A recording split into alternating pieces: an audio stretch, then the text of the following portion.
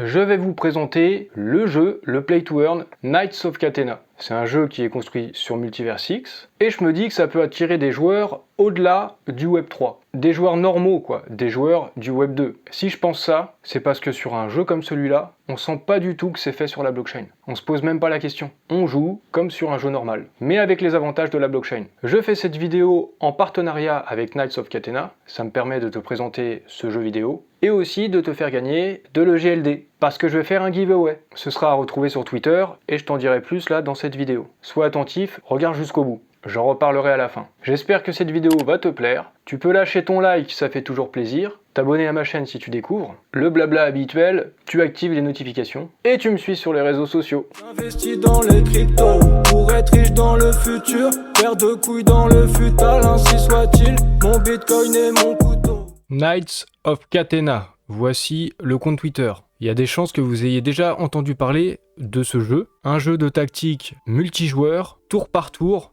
C'est sur Android, iOS, PC, et c'est même disponible sur Epic Games. Ça, c'est un truc dont je vous avais déjà parlé, c'était au mois de mai. Ça avait été mis en avant par le compte de Multiversix, et Knights of Catena, j'en avais entendu parler depuis assez longtemps en fait. Benjamin Minkou en avait parlé déjà dès le 20 janvier 2022, il y a 1 an et demi. Je me souviens de cet article sur le blog d'Elrond à l'époque, et pour en dire un petit peu plus sur le projet, je vais vous lire un thread de Yoz. D'ailleurs, je vous recommande, vous pouvez aussi le suivre sur Twitter, et je vous mettrai ça dans la description de cette vidéo. Ce jeu, c'est un play to earn, un jeu multijoueur, donc vous pouvez jouer contre d'autres joueurs, vous pouvez y jouer sur votre téléphone et sur l'ordinateur. Et un truc sympa, je trouve, avec ce jeu, c'est qu'il n'y a pas besoin d'avoir de connaissances particulières dans la blockchain, le Web 3, pour pouvoir y jouer. En fait, c'est accessible pour les joueurs Web 2. Il y a une intégration à la blockchain qui est transparente, c'est-à-dire que ça se voit pas en fait. Si vous ne savez pas que c'est un jeu qui fonctionne sur la blockchain, si vous connaissez même pas l'existence de la blockchain, vous pourrez jouer au jeu comme si c'était un jeu classique. Il n'y a pas besoin d'investissement initial, il n'y a pas besoin d'acheter de NFT pour jouer, et le but, c'est d'accueillir un maximum de joueurs en faisant comme ça. Comme on voit là dans ce petit tableau, dans les jeux normaux, il n'y a pas besoin d'investissement, il n'y a pas besoin de wallet.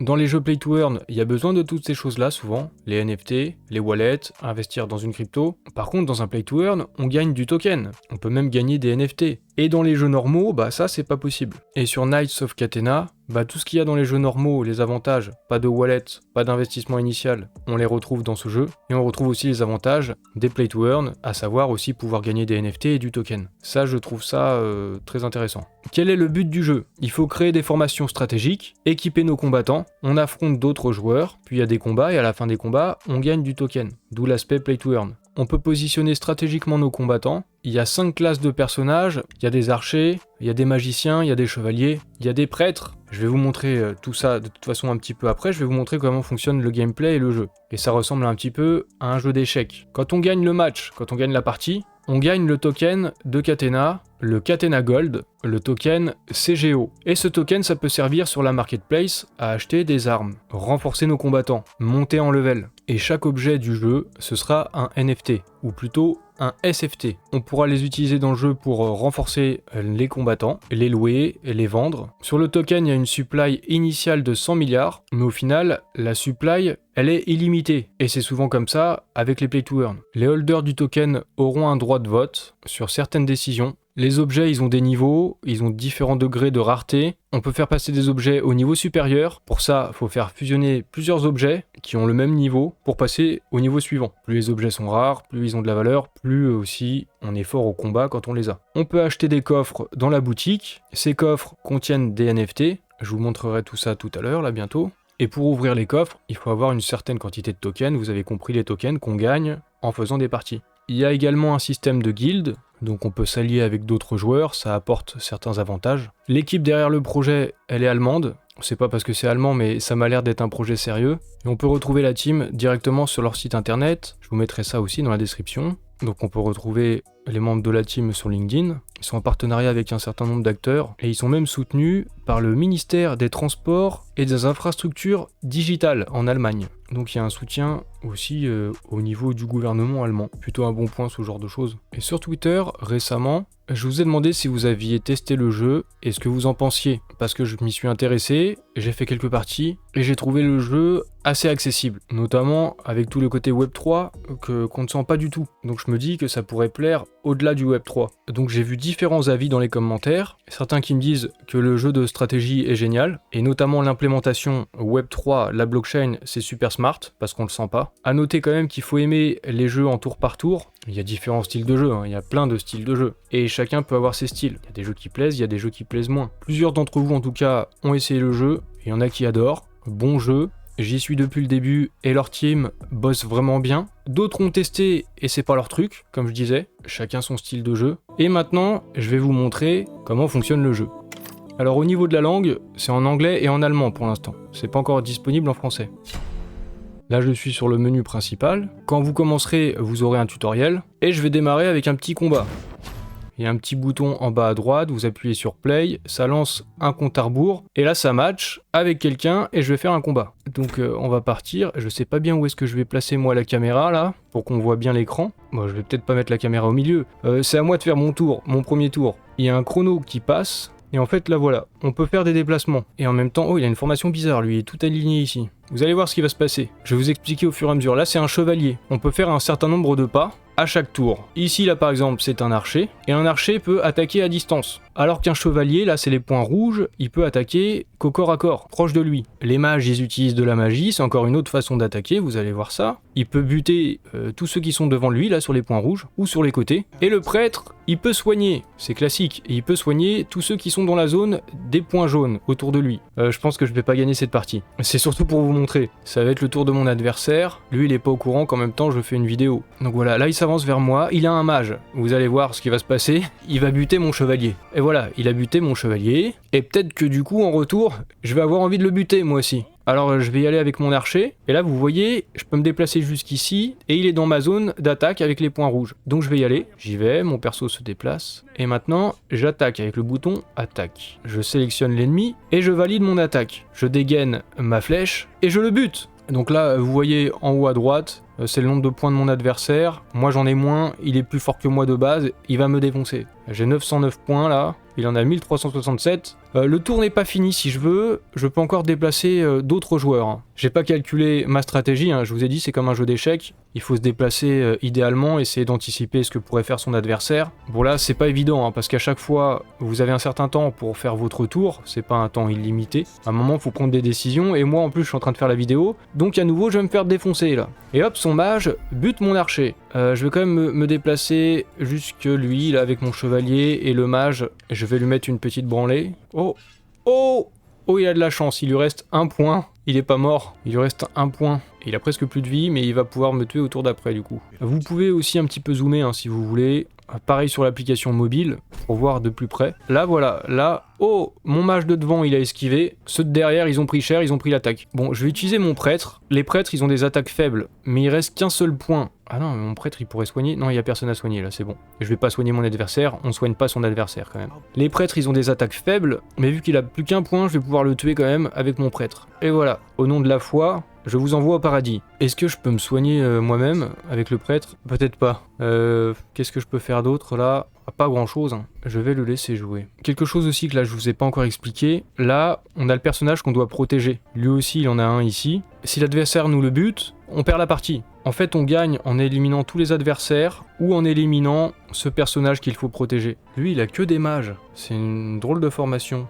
Il a tout misé sur ces persos là. Bon, voilà, encore il va me buter. J'ai envie de dire, tu me butes, je te bute. Donc on va l'attaquer. Et voilà. Oh non. Ah mais il est plus fort que moi en fait, il a une meilleure défense. C'est pour ça qu'il faut améliorer ses persos. Ce qui fait qu'il lui reste encore un petit peu 2 points de vie. Et donc je vais pas m'en sortir. Voilà, je vais prendre cher. Je vais prendre cher là. Bam. Il m'en bute 2. Je suis presque finito là. C'est à mon tour. Allez, je vais le buter. Mais derrière je sais que c'est bientôt fini pour moi. Voilà, et t'es mort. Ouais, là il est mort. Là, c'est bientôt fini. Voilà, il me tue. Je vais faire de même. Je le tue, oui ça passe. Et derrière je vais peut-être un petit peu reculer. J'ai en même temps envie d'avancer pour aller buter ces mecs là. Mais si j'avance, je suis à distance aussi pour me faire buter. De toute façon, je vais me faire buter. Bon là c'est fini. Je suis avec mon prêtre, il a quasiment plus de vie. Je vais au suicide. Allez, je vais aller affronter la mort. J'avance. je me place devant mon adversaire, c'est à son tour. Ah non, il suffit de buter mon prêtre hein, pour gagner si tu veux. Mais il préfère aller attaquer le personnage dont je vous ai parlé qu'il faut défendre. Bon, c'est à mon tour. Il me laisse y aller avec mon prêtre. Alors avec mon prêtre, j'avance. Et je vais attaquer le personnage que lui, il défend là dans cette petite zone. Ce personnage, il fait rien. Tout ce que ce personnage peut faire, c'est se rendre. Avec le drapeau blanc là, à tout moment, ça peut sonner la défaite. Voilà, là il m'a fait un peu mal, mais pas tant que ça. Finalement, avec mon prêtre, je vais pouvoir attaquer son personnage, et hop, je lui fais des dégâts. Alors là, s'il est con, il attaque encore ce personnage-là. S'il est pas con, il va buter mon prêtre. C'est à son tour, on va voir ce qu'il va faire. Voilà, il va buter mon prêtre. Ouh là là, il va buter mon prêtre. Qu'est-ce qu'il va faire? Suspense. Oh, il bute mon prêtre. Et il s'amuse en même temps, il a buté quelques-uns de ses personnages. Du coup, ça me fait 100 tokens CGO. Je continue, je les ai ici, et je peux les claim. Et voilà, ça va sur mon total de tokens. Alors, ce que je peux faire maintenant, c'est que je peux aller dans le shop, et j'ai assez d'argent pour acheter un coffre. Il faut 1000 tokens pour ça. Donc, je vais en prendre un. Je l'achète.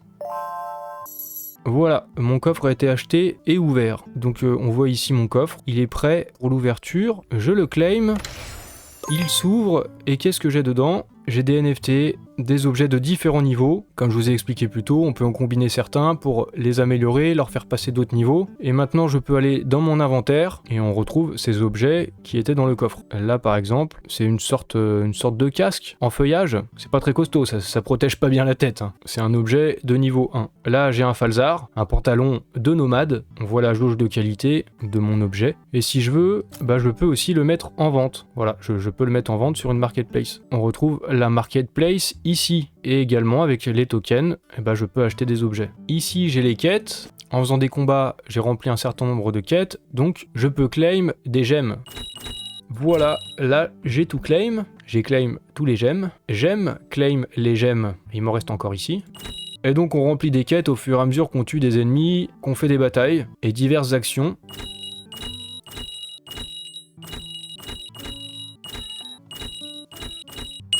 Ah, je claim. Hein. Donc maintenant j'ai 4430 gemmes. Mettez des gemmes aussi à ma vidéo.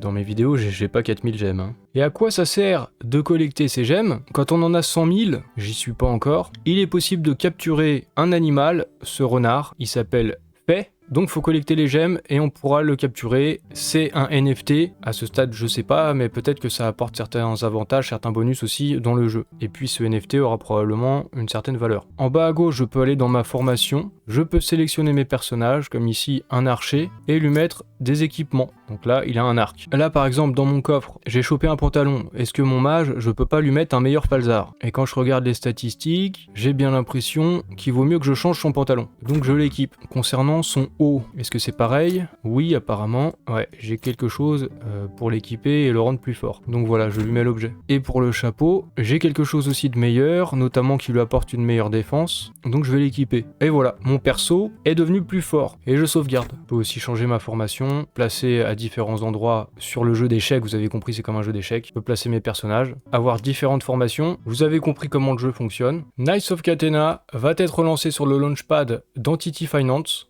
Il s'agit du premier projet lancé sur le launchpad d'Entity. Pour être éligible et participer, ça va se passer un petit peu comme sur le X Launchpad. Il va falloir stacker de l'EGLD. Il y aura un snapshot. Ça a été annoncé par Entity très récemment là. Vous retrouverez plus d'informations sur cette page. À l'heure actuelle, quand je fais la vidéo, je ne sais pas quand aura lieu le snapshot. Je vous mettrai quand même cet article dans la description. Vous aurez toutes les informations. Je vous conseille évidemment de faire vos recherches, posez vos questions, allez sur le Discord, allez sur Telegram. Vous pouvez aussi retrouver une description détaillée du projet sur le site d'Entity Finance avec le Project Monitor. Je vous ai déjà parlé du Project Monitor. C'est une évaluation de nombreux projets dans l'écosystème de Multiversix avec une description de ce qu'est le projet, de l'utilité du token, des points forts, des faiblesses des projets, avec une notation qui va dans le détail. Vous pouvez aussi retrouver tout ça. D'ailleurs, je vous le mettrai dans la description. Comme ça, vous pourrez le retrouver et le consulter. Et vous pourrez aussi, tôt ou tard, là pour l'instant, c'est pas encore le cas parce que la news vient juste de sortir, la news du launchpad d'Entity. Mais ici, là, ça va être mis à jour et vous aurez toutes les infos normalement. Ça devrait bientôt arriver. Je vous mettrai dans la description aussi un article de Captain Rockstar qui parle du gameplay, des tactiques, des façons de jouer comment améliorer ses persos, un petit peu ce que je vous ai expliqué mais dans un article. Et puis